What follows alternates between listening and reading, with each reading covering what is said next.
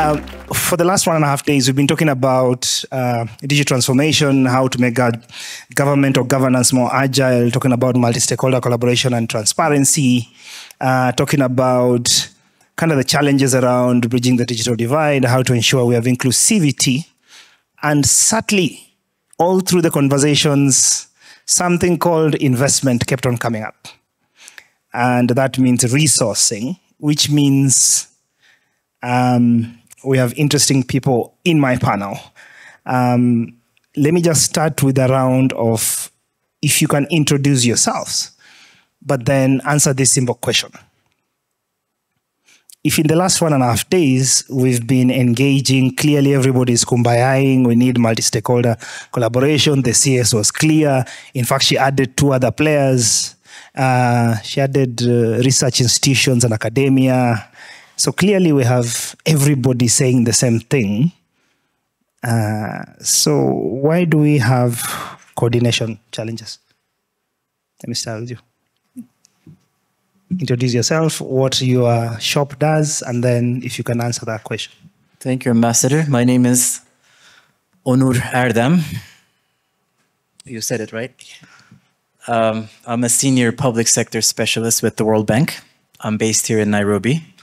And I am responsible for our portfolio of initiatives regarding both governance and public financial management in the National Treasury, also digital government transformation with Ministry of ICT and Ministry of Interior.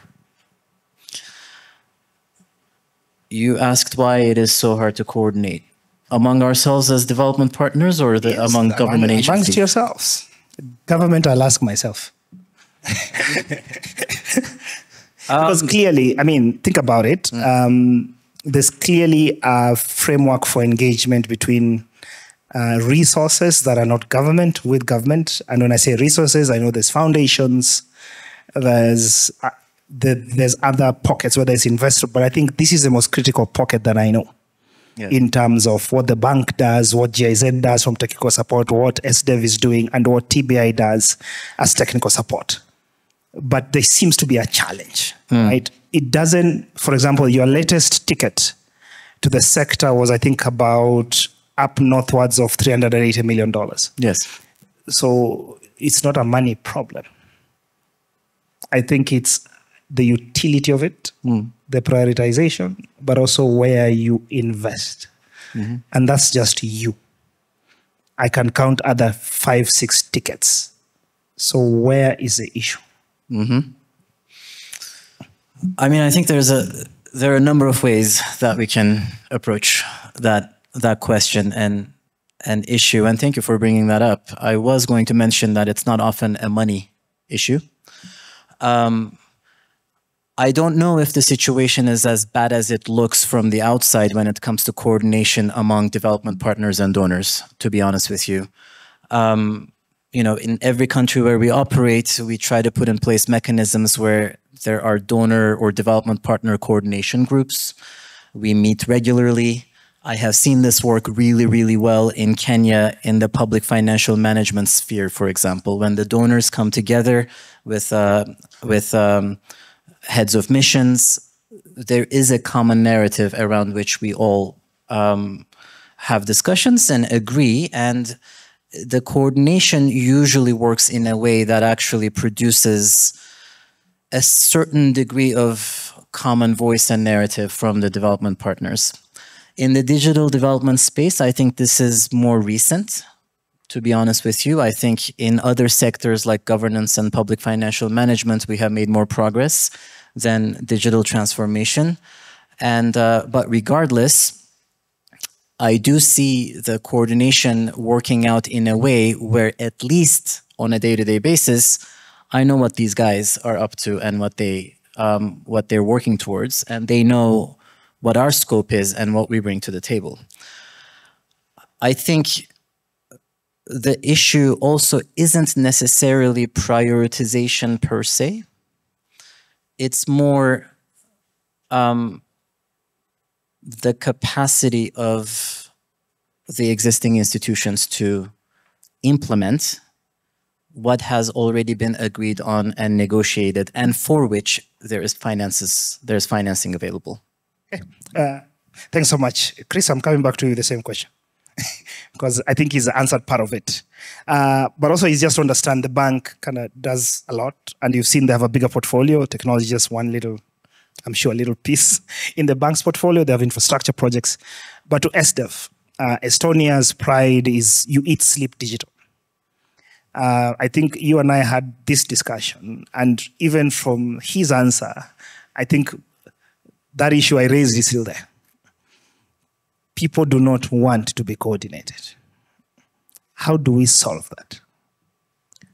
Hi, everyone. Let me start by introducing myself. My name is Christopher Waweru. I'm the local representative and project manager for e-governance at the Estonian Center for International Development, or in short, SDEV. I'd probably just give a 1 minute. We're currently supporting the digital transformation agenda of our beautiful country, Kenya, and very proud to be a contributor to that journey. Going to your question on coordination, I think first things first, we all have different objectives, to be honest. We have different strengths, and we have different priorities. That already presents a challenge at the beginning. Now, what I think is a challenge that we must address and we must look at is how do we come together? Everybody comes to the table with their strengths, with their resources, and agree on who can do what best. Because I think it'll be pretty open that different players can contribute differently and have their value at the table, but we all can't be scrambling for the same projects. I think we still need some, or not some, but a lot of support also from the government side. We were discussing a bad example, and I won't give the names, but one of the projects that I was involved in my previous employer, there were 4 internet connectivity projects for schools running at the same time in the country. And some of those projects were connecting the same schools to the internet. I think as development partners, if they had that knowledge also from the government side that this has already been addressed or this is no longer a priority in this regard, would better place our resources in another initiative that would add value to the conversation. So I think you raise a couple of things, and when I say people don't want to be coordinated, sometimes it's by design, right? Because it's people have priorities, and sometimes geopolitics kind of play into this role, so that there's a semblance of yes coordination, but it's not. So I was privileged to be an advisor to the current president when he was a deputy president, and we were the ones who were running the Development Partners Forum. So there was an ICT sector working group, never met. Hardly met, yet every one of them was doing ICT projects, right? So there has to be a realization that how do we create a mechanism that maybe coordination, sometimes we have to be honest with each other, right? So if it's not working, why still do the same thing?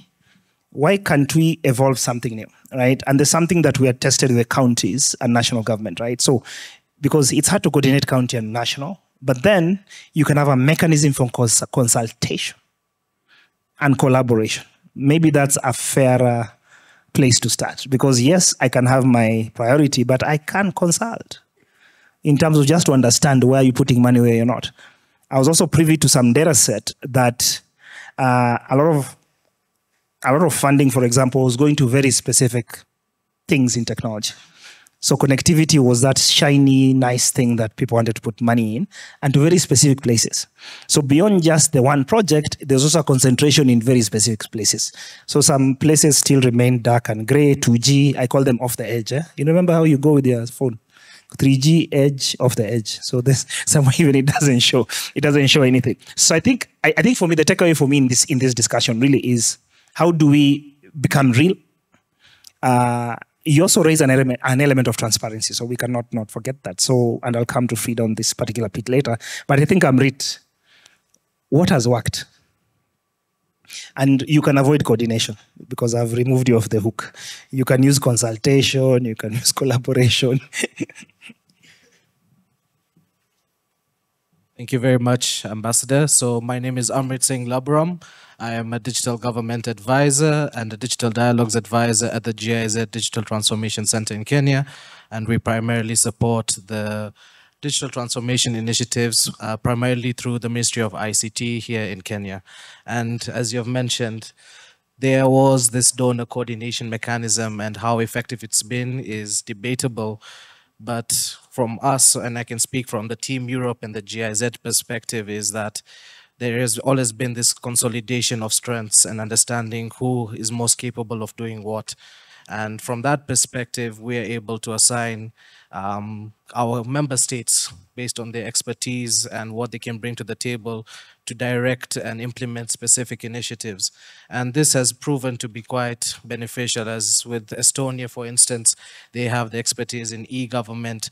Well, we may look to Finland, who have expertise in digital skills and TVET programs. So we make use of our broad spectrum of member states and the expertise that they bring, but nonetheless, that also requires us to have our own consultative processes, like the EU delegation here in Kenya, which convenes more or less on a monthly or at times on a quarterly basis to discuss what is the status of projects, and with new funds and cycles of project planning coming in, how to coordinate and to ensure that, one, whatever initiatives that we are running are relevant to the government of Kenya, and two, that there is an interest to have these seen through towards further rollout, further implementation in the phases to come. So that requires constant consultation, constant engagements with the Ministry of ICT and with other partners relevant. Of course, now your office being quite present over there with negotiations, because we also have to develop global positions on internet governance, on DPI, on cybersecurity. So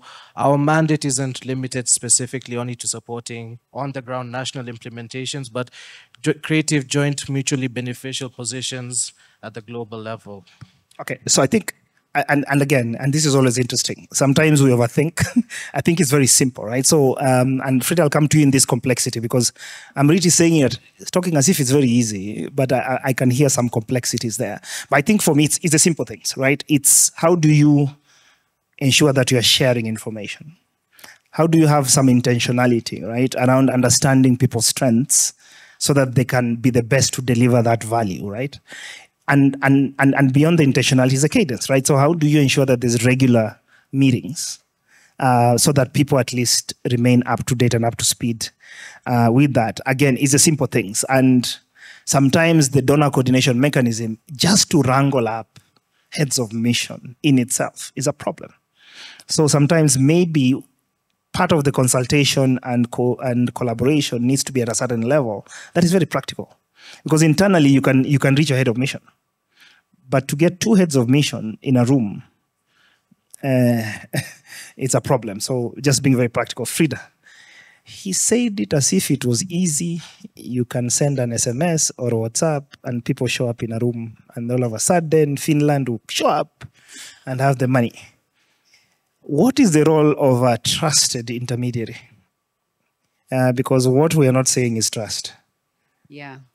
Because they are meeting, it's not about development partners meeting for themselves, it's development partners meeting, but also ensuring that that conversation also is transferred across to where the needs are. So, and even to Chris's point, there's a trust issue. So as a trust holder, that's why I put you in the middle, in case those gentlemen decide to cross this side. It looks like we should change our mantra to trust facilitators. So my name is Frida Inchoga from the Tony Blair Institute. I'm the Digital Commerce Advisor within the Africa Advisory Program.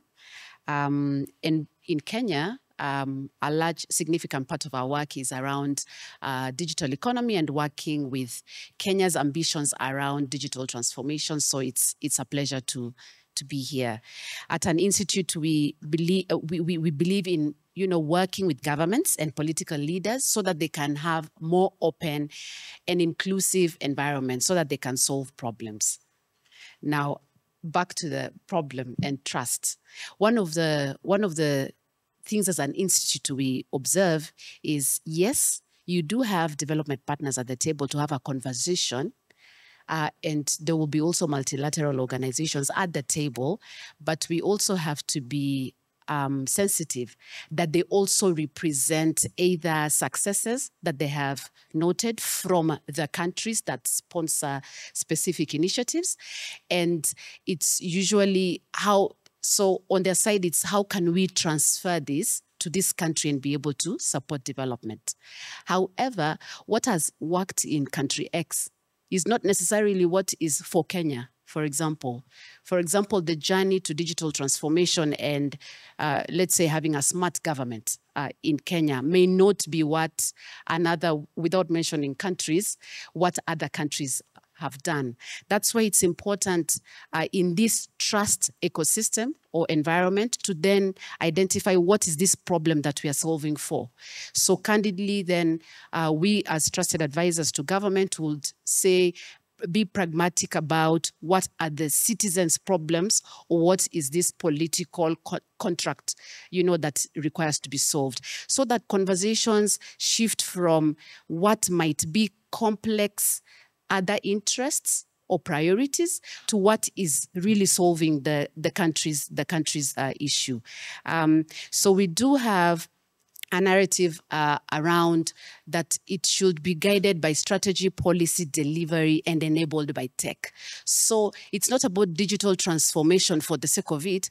What is the digital transformation initiative that is either supported at whatever level going to solve? And then how do we then ensure there is success so that even in the conversation between our partners who are governments and their partners who are multilateral organizations, then it's a conversation around when we do this digital transformation initiative, what does it mean for the citizen? Does it mean they get vaccination better?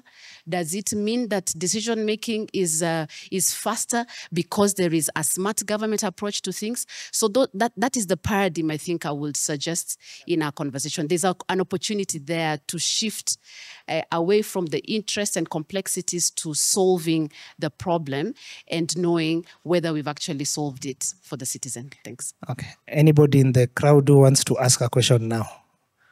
Okay, that one came out very quickly. Wait, is there a roving mic? Hiyo moja iko hapo. Stella, you didn't even.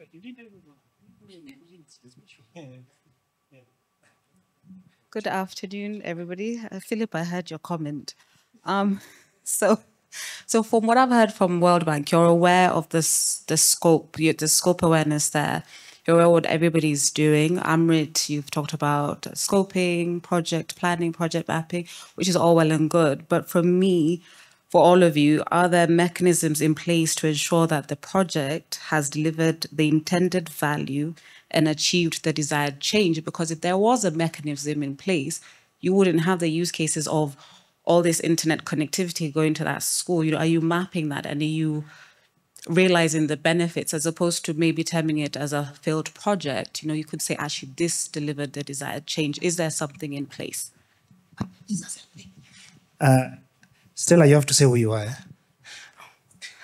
My name is Stella, and I am a project manager, a freelance project manager. So she's a project manager, so you understand. She's bringing her work here. She's bringing the office.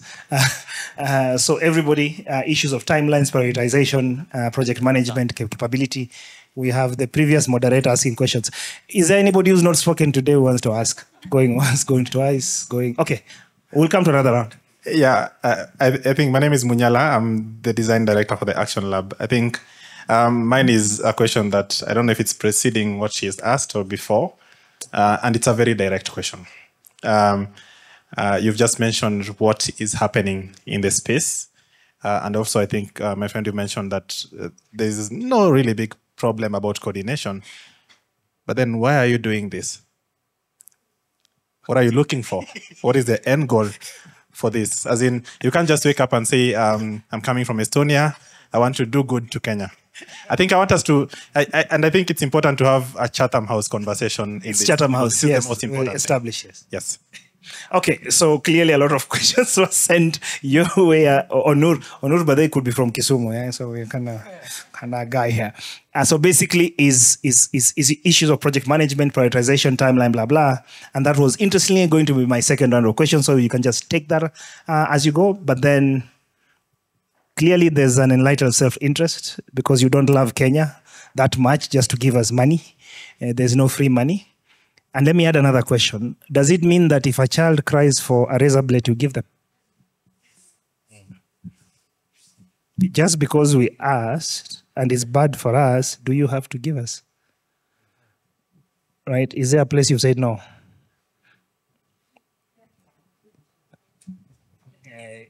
You'll all answer that, eh?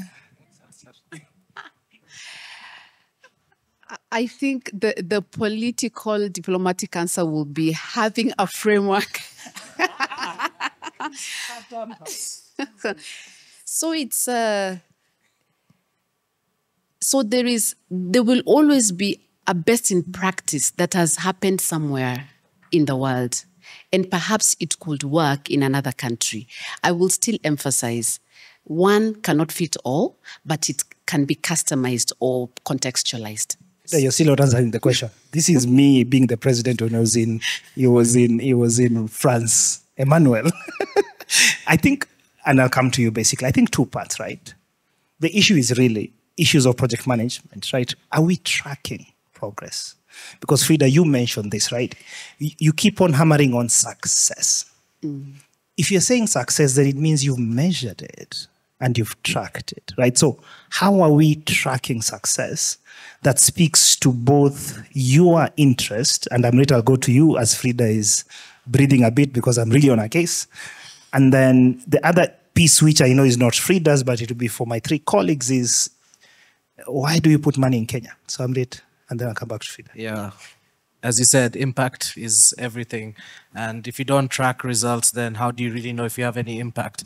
So with our projects as GIZ, it goes through a comprehensive procedure of project planning whereby we determine indicators and outcomes and outputs that we jointly agree with our focal points at the ministry as to what they want us to achieve based on this specific intervention area.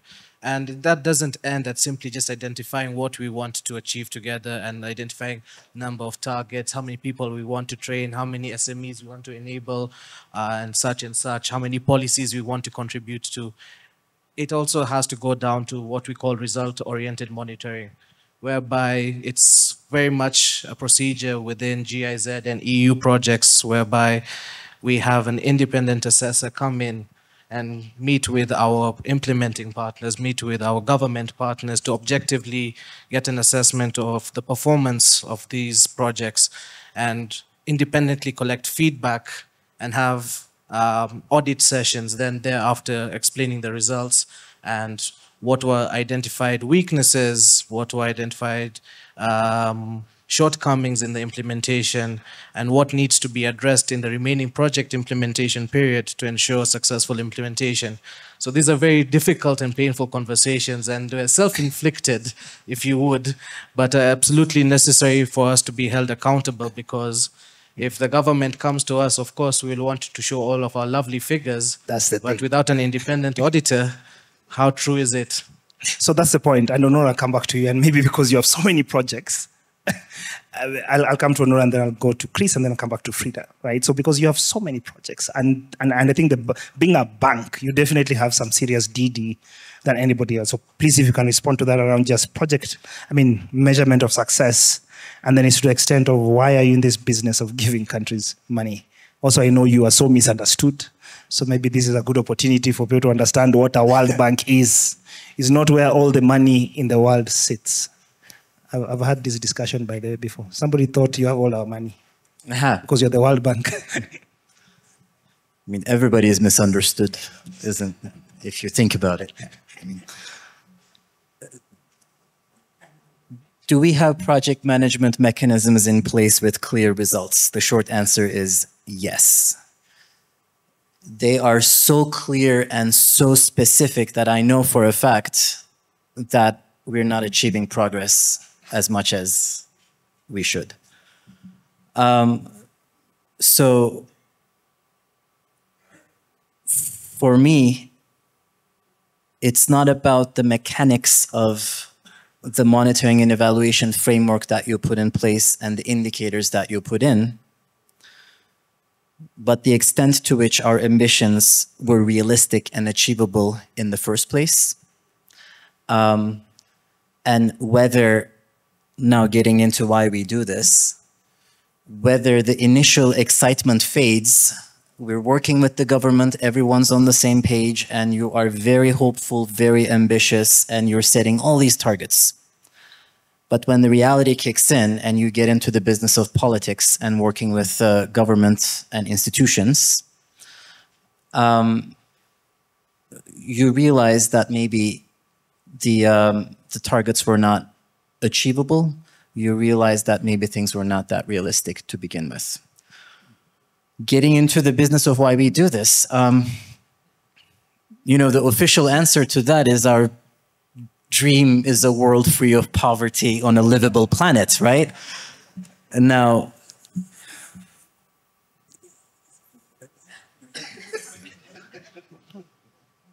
but it's also a bank. And now, I think the point to notice here is that while we're all in the same business of development, everybody comes to the table from their vantage point.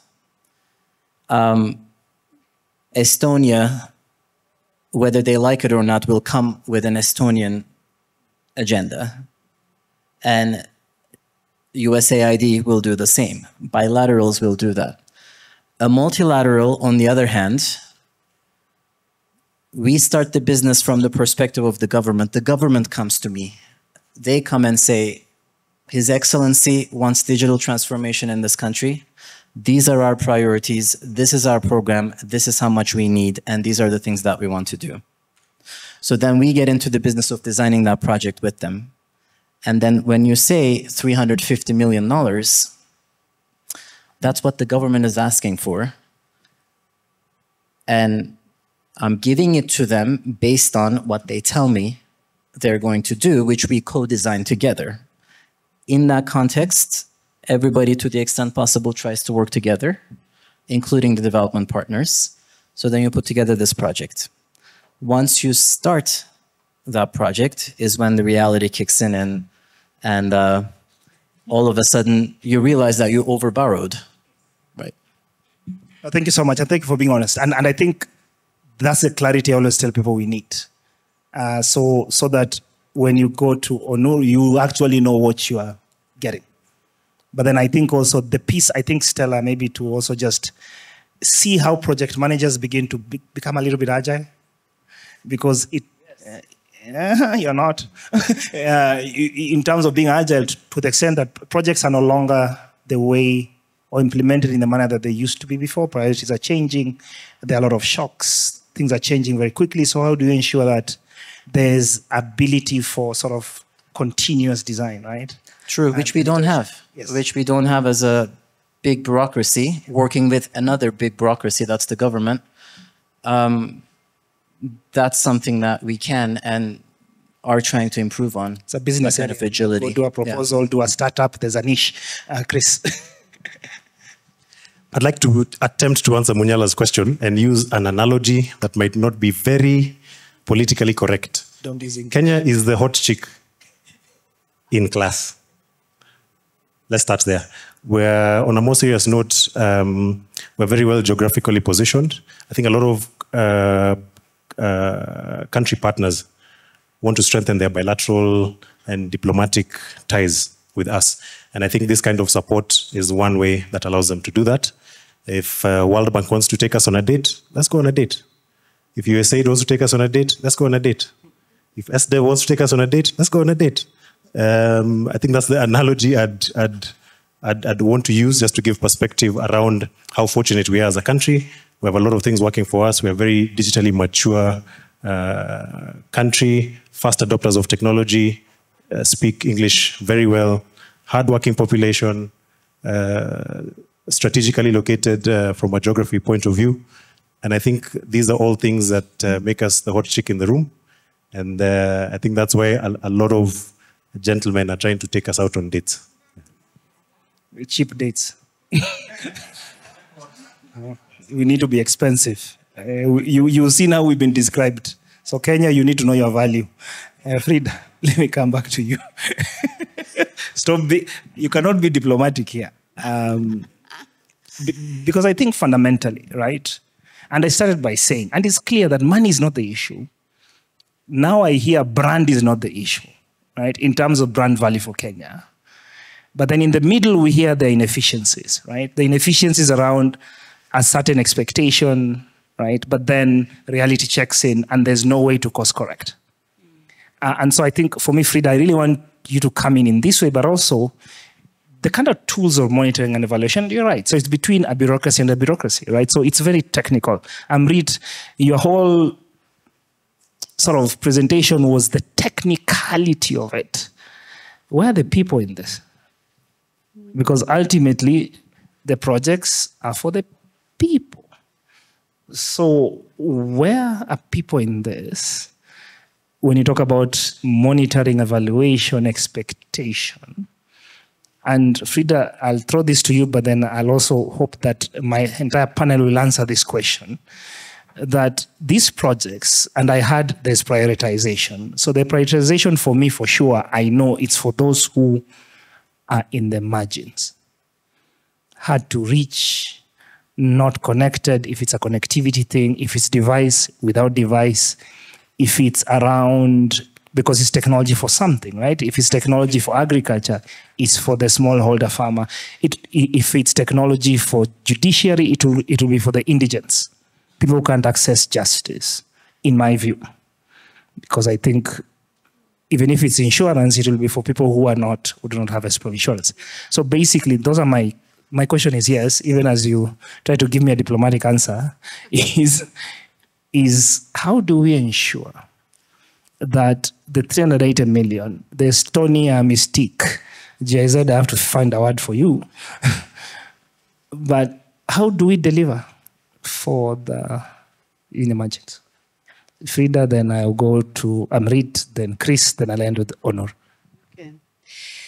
So your question is in two parts. Yes. And don't be diplomatic, Chatham House. This is an embassy for now. So the assumption is that in this country called Kenya, there is no problem with prioritization because it's already anchored somewhere as a political promise. So then let's figure out the delivery component. And perhaps that's where development partners or the development world together with government has an opportunity. Because funds could be available, the mapping could be done so well, but the delivery of it, I think, is the weaker link. And as an institute, then we are now, as trusted government advisors, then having conversations around how, even with the funding available, develop routines that actually show you have delivered and sustaining those routines. So we'll find perhaps funding may not have that heavy lifting component because that's the heavy lifting part of delivering or solving public problems. So developing those routines, I think, is something as development partners we have to think about putting in a large effort. Then I also need to discuss the other component. Is the citizen getting real value? So before even getting to the citizen, is in its government's internal assessment and collaborations with development partners is to also assess, are the citizens ready for it? What is the route for citizen readiness? And then inward, is the government ready for it?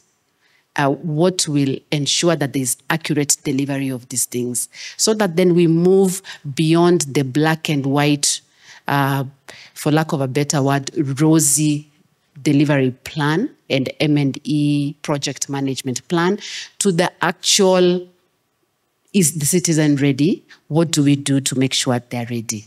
Now, the other constraint for governments and and may not be working part and part also with the development world, is that for a political either regime, there is a time constraint.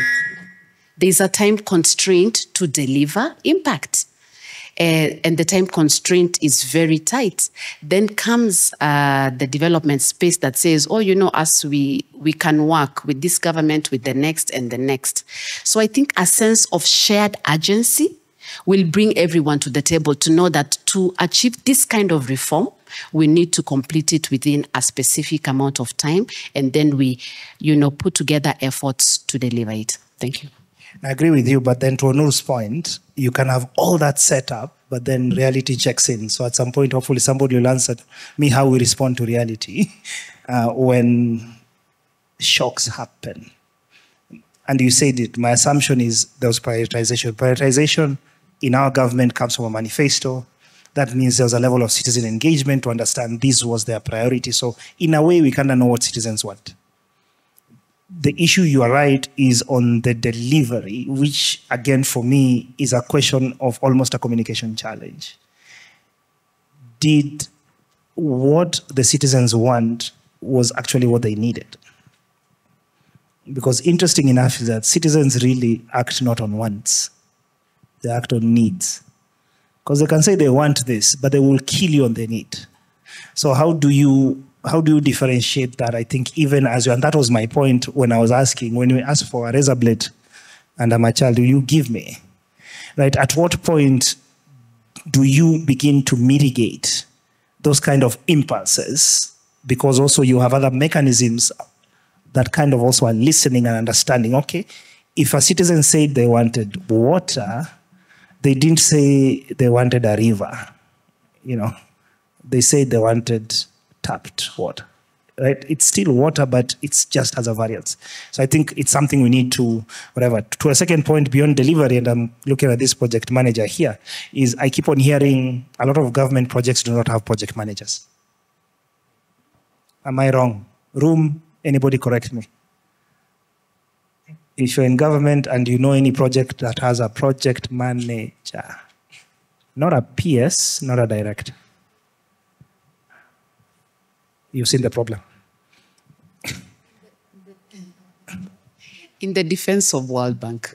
No, I'm not talking about the World Bank. I've seen that they will actually ensure there's a project manager for whatever is funded. I don't know whether that answers but that's a condition. the question. But that's my point. That's why I'm not coming to him. But it needs to be a culture. Because not all projects are World Bank projects, you know. Because, and remember, the nature within which we go to Onur and his colleagues, we have gone to ask. When you go to ask, you'll come with your conditions. Because it's money, it's shareholders' money, right? So that money comes with certain conditions. One of the conditions is oversight, which means it comes with a project manager. I have not heard any of these other folks talking about project manager, and it should not be your condition. It should be the norm. If you have a project, you need a project manager. It's even you when you're building a house, you don't do it yourself. You're a project manager, right? Stella is selling a lot. Let's jump the project manager, then we get them trained. Amrit. I'd like to touch the specific element of alignment of financial years and timelines, because also as development partners, we have this naivety thinking that we can project plan and do our activities and plan our activities independently, in the sense that we're not aligned to the financial years, the midterm expenditure frameworks that are set up by the government. So you will come in with your beautiful project in January. Government is like, we're halfway through our financial year. We're implementing. We already have our targets, our projects, our focal points are occupied with our key priorities. So in the end, even if we have an indefinite timeline, like Frida was trying to make reference to, we'll work with whichever government and get you what you want when you need it. But the fact that we're not even taking that step to realign with the financial year, plan according, prioritize, have our KPIs integrated into the KPIs of the government officials that we're working with to get these projects over the line, then there will never be success. There will always be a misalignment. And that's on us as well to take it on ourselves to work and be a bit flexible, because our frameworks as development partners are more or less contextualized towards global implementation. So they're standardized so that it works across whichever country you're in as GIZ or SDEV or UNDP or TBI. So we also have to be a bit more proactive in developing country context guidelines. And also that takes me back to the ICT policy guidelines. There's a whole section on development partners, but it doesn't talk about consultation with them, no coordination with them, but it just says they have a place and contributing to the ICT and digital transformation initiatives in the country. So does that mean that we need to, as we review those policy guidelines, make it more clear what consultation and coordination will look like? And as you said, the project managers, as GIZ, to a certain extent, we have tried to mitigate this by having secondments where we bring in technical advisors who sit within our focal point ministries and help build up capacity over the tenure of the entire project. I know that's something also World Bank employs as a methodology, but the question is always about how we can sustainably upskill and capacity build everyone. One person being seconded is never enough. And certifications, we don't really push for that as development partners. That's one thing I've also noticed. We usually just do our little specific trainings, take them to Mombasa or Nakuru, and there's nothing that they can scale up and take with them moving forward if they were to ever leave that specific ministry. It's ministry agnostic, so there also has to be a bit of agreed transferable skills development. Like in Australia, Mombasa, we will not have another. We will not have another Smartgov. Please don't touch Mombasa. Mombasa is important in a lot of things. Chris. Yeah, so I'd like to touch on a question you asked, that who are we doing all this work for? It's a citizen. So in my view, we need to take co-creation to the next level. I think we're making headway between the development partners and government, but we're still not including the ultimate beneficiaries of all the initiatives that we're engaged in. And I'd be happy to say that our project is actually called Human-Centric Services. So putting the citizen at the forefront and ensuring that what we're delivering will have impact and value and benefit towards them. And the co-creation doesn't start at project development. Co-creation starts at the needs analysis. What are your challenges? What are your requirements? Builds up to the project development. And I think that's done successfully, makes monitoring and evaluation a walk in the park. Second round, as I go to the room again, think about data, because I don't know what is informing our engagement. We've talked about evaluation, monitoring, engaging citizens, understanding the needs, co-creation. How are we doing it? Think about data. Going again to the room. Anybody with a question on those rounds of whether we are telling you things that make sense or not? We are not mean. Just ask. We'll try and answer any questions you... Or the lunch was too heavy. Harry, don't give us lunch tomorrow.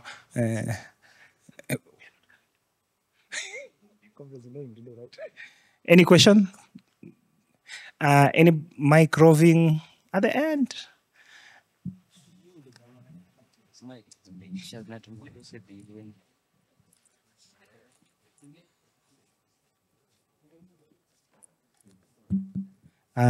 Your name, where you're from, and question.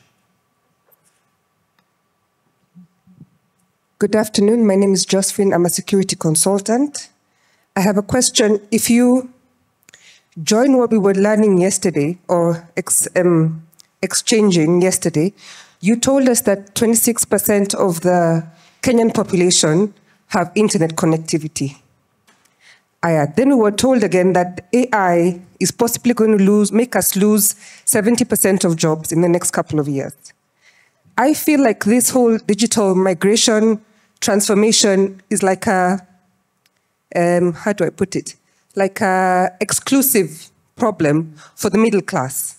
If you look at it, if you're saying 26% of the population has internet, that's less than a quarter of the population. If you look at how much poverty is right now, I don't think a Mamamboga or somebody who is like a Juakali artisan would be concerned particularly about digital migration.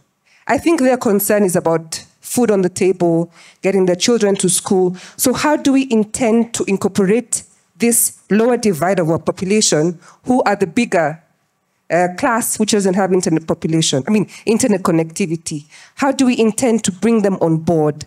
I think we should be talking about maybe access to education to the marginalized community. And even as the CS said, we need to all arrive together. If we continue focusing on digital transformation, what about this other less, privileged part of our population which doesn't have this bigger, middle class problem? I don't know if I've tried to speak for the majority of the population. Thanks. I totally get your perspective, but from my point of view is that as we prepare for the fourth industrial revolution, we have to have this principle of no person left behind. And if you don't start off with connectivity as the first principle of ensuring that people can actually even access the internet, then all those issues that you're talking about of them being marginalized, not having opportunities, becomes more exacerbated because we are moving to a digital world. Everything is being transitioned online. Your sense of physical services, what we used to go and access previously from the government of Kenya, those are all being transitioned online.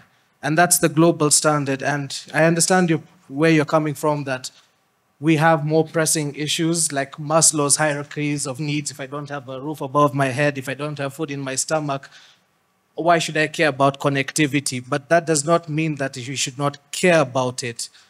There is still that need to cover your basic needs. However, if you forget about where the world is going, by the time you realize that you cover your basic needs, you'll be left behind in the journey to catch up with the rest of the emerging world. And I know this is what His Excellency is constantly doing on the global stage, talking about how is Africa being involved in internet governance. Because if we only care about all the minerals and feeding ourselves right now, what will happen when everything's transitioned to the digital world and we had no say in how the digital world has been shaped? So it's a reality we will live in that is not shaped by ourselves. Yeah, I have a couple of responses to that. So if you imagine, and my presentation was clear, we're in an era of, unfortunately, we're in an era where technology affects how we live, learn, and work. It's sometimes a difficult choice. A year ago, I was making a presentation where people, where I grew up from in Kibera, have to make choices, whether to have internet connectivity or to eat meals. So it doesn't matter what we do, people know the need and it draws them to that. So when M-Pesa came into being, the question of whether people can afford the phones or not was not an issue. People were sacrificing so many things, including monthly salaries, to buy a phone. And so I think for me, we need to figure out that if this is the era we are in right now, how do we invest in things that people should not be investing on their own? Like driving connectivity, driving accessibility, driving affordability. Then it means the mama mboga can actually be able to use the phone, because all of a sudden she could not have a bank account, but now she can transact. By then, mama mbogas are the ones who borrow that. Remember, even before these new loans came, they're the ones who used to borrow at 5 a.m. on the phone and pay by 6 p.m. So this is how technology is. So I don't think it's an either or. Sometimes I tell friends, especially in the global north, is think about the cost of inaction. The cost of inaction. What is the cost if we do not do this? And I can tell you now, if PS Ndemo did not do what he did in 2008, you would not be where you are today. In 2008, having 4 fiber cables did not make sense. Everybody said it. Why are you having fiber? Why are you not cost sharing? He knew what he was doing. Today we are priding here saying we are the Silicon Savannah. Why? This is what you need to do. Because if this is where the world is going, you need to kind of pre-invest in this kind of infrastructures, in the understanding that over time it will equalize. It's the same thing. All industrial revolutions start with investing in infrastructure. And the infrastructures just take time. right? So I remember when we looked at your ticket, many people said, oh my God, 380 million, that's a lot of money. One GPU today from NVIDIA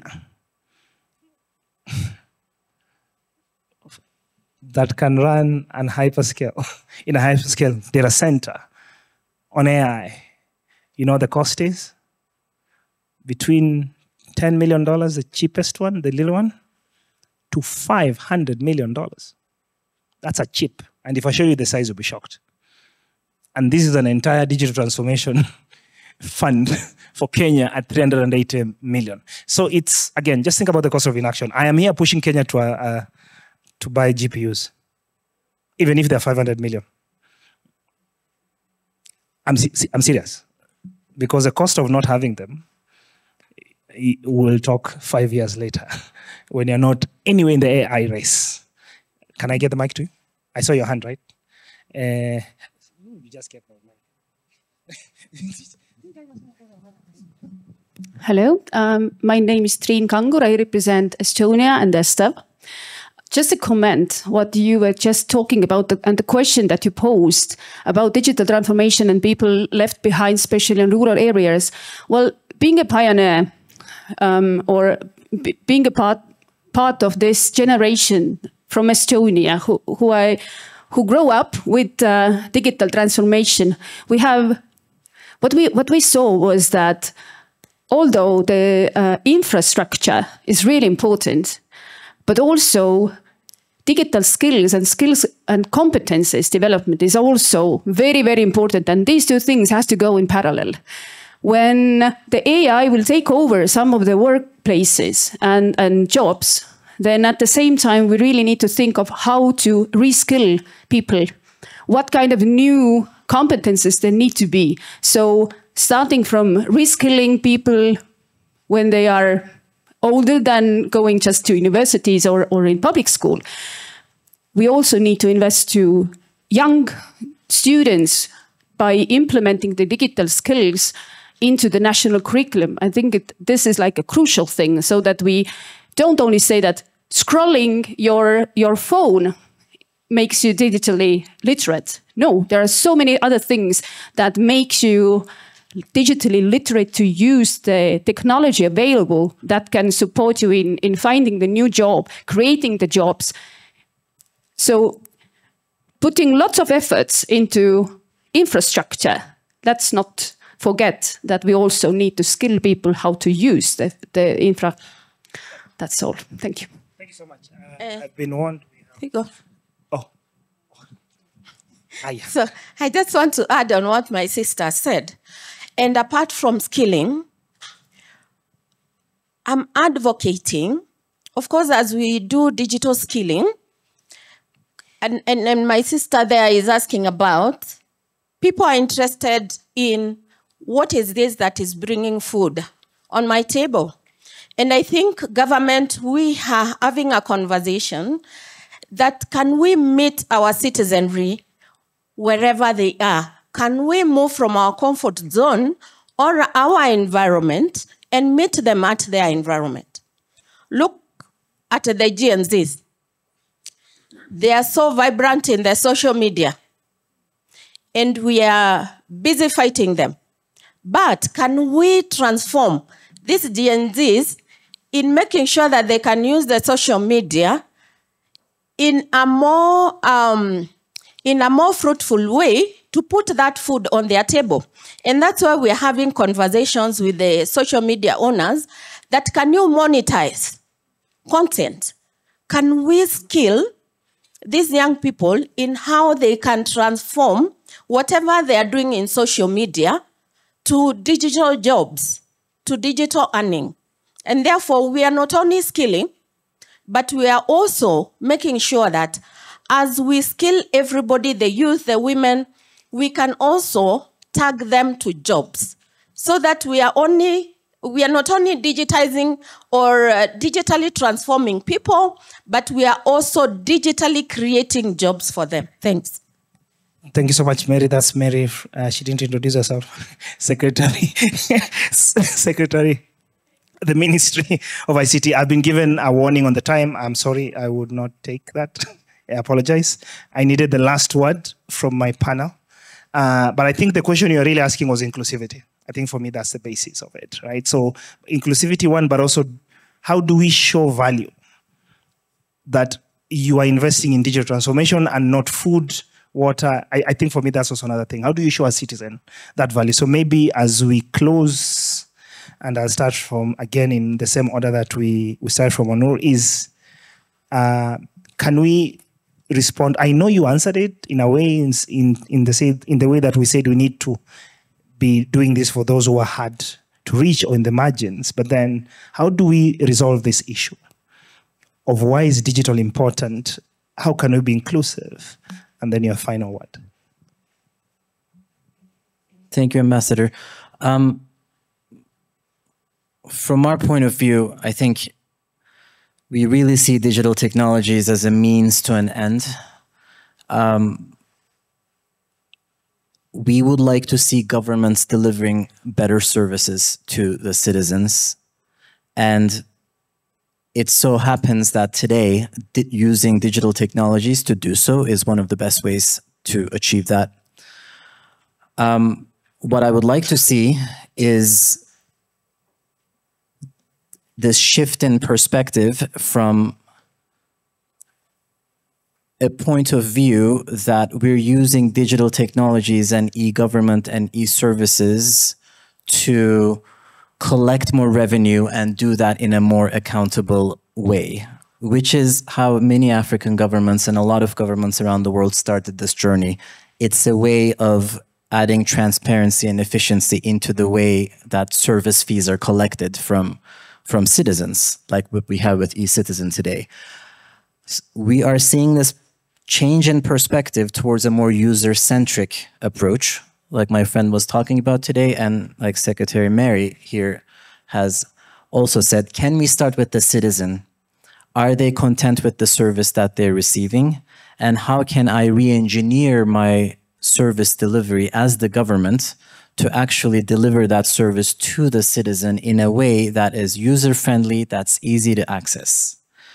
So that shift in perspective from a more government-centric and internal vision that is revenue collection to a more service delivery, citizen-centric perspective is, I think, what we're promoting in this space. How do we show value?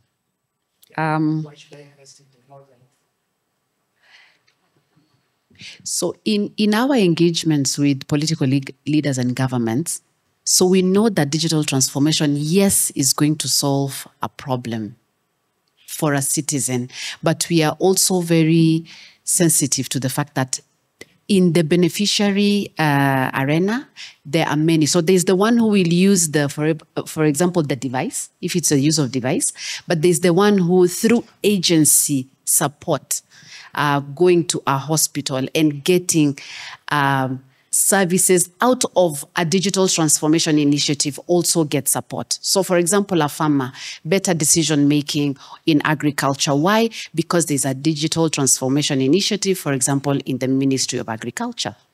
So then there is why is it important? It's important for two things, for the primary beneficiary and the secondary beneficiary, who may be excluded, but because of whatever government is doing together with development partners is able to achieve. I think I will not do a good service in this panel if I also do not communicate this. So there's the envelope around what is available in terms of funding. Be it a facility or be it a grant in the coordination of digital transformation efforts.